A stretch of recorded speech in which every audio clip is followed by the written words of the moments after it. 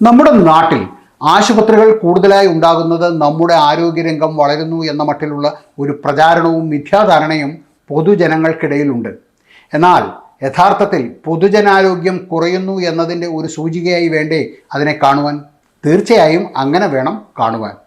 ആരോഗ്യരംഗത്തെക്കുറിച്ചുള്ള നമ്മുടെ പൊതുബോധത്തിൻ്റെ അല്ലെങ്കിൽ പൊതുബോധത്തിൽ തിരുത്തപ്പെടേണ്ട വലിയൊരു മിഥ്യാധാരണയാണ് ഇത്.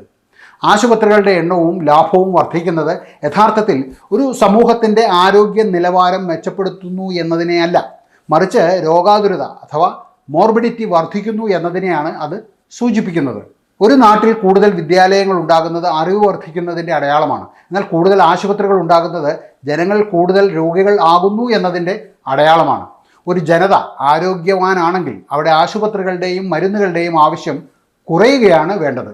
കോർപ്പറേറ്റുകൾ ഈ ആശുപത്രികളിൽ കോടികൾ നിക്ഷേപിക്കുന്നത് നമ്മുടെ നാട്ടിൽ രോഗികൾ എന്ന കസ്റ്റമേഴ്സ് വർദ്ധിക്കുന്നു എന്ന് അവർക്ക് ബോധ്യമുള്ളത് കൊണ്ടാണ്. ഇവിടെ നമ്മൾ മനസ്സിലാക്കേണ്ട പ്രധാനപ്പെട്ട ഒരു കാര്യമുണ്ട്. ആരോഗ്യവും ചികിത്സയും രണ്ടും രണ്ടാണ്. ചികിത്സ അല്ലെങ്കിൽ ട്രീറ്റ്മെൻറ്റ് എന്താണ്? അസുഖം വന്ന ശേഷം നൽകുന്ന പരിഹാരം. ഇതിലാണ് ആശുപത്രികൾ ലാഭം കണ്ടെത്തുന്നത്. ആരോഗ്യം അല്ലെങ്കിൽ ഹെൽത്തോ, അസുഖം വരാതെ നോക്കുന്ന അവസ്ഥ, ഇതിൽ ആർക്കും ലാഭമില്ല.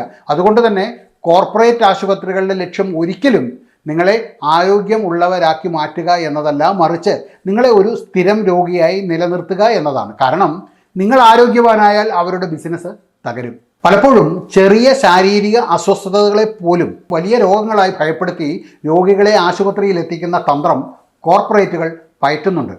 കൂടുതൽ പരിശോധനകളും ചെക്കപ്പുകളും ഒക്കെ വേണം എന്ന ബോധം ജനങ്ങളിൽ കുത്തിവെക്കുന്നതിലൂടെ ആശുപത്രികൾ ഒരു മോൾ പോലെ പ്രവർത്തിക്കുവാൻ തുടങ്ങുന്നു. ആശുപത്രികൾ വർദ്ധിക്കുന്നത് ഒരു നാടിൻ്റെ സാമ്പത്തിക വളർച്ചയുടെ GDPയുടെ ഭാഗമായി ചിലർ കണ്ടേക്കാം.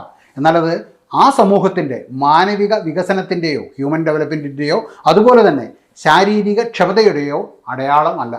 ആശുപത്രികൾ കുറയുകയും ജനങ്ങൾ മരുന്നില്ലാതെ ജീവിക്കുകയും ചെയ്യുന്ന അവസ്ഥയാണ് യഥാർത്ഥ ആരോഗ്യ വികസനം. ആശുപത്രി ശൃംഖലകൾ വളരുന്നത് വികസനത്തിൻ്റെ അടയാളമായി കാണുന്നവർ ഒരു കാര്യം മറന്നുപോകുന്നു. രോഗാതുരമായ ഒരു ജനതയാണ് ഈ കോർപ്പറേറ്റുകളുടെ ഇന്ധനം.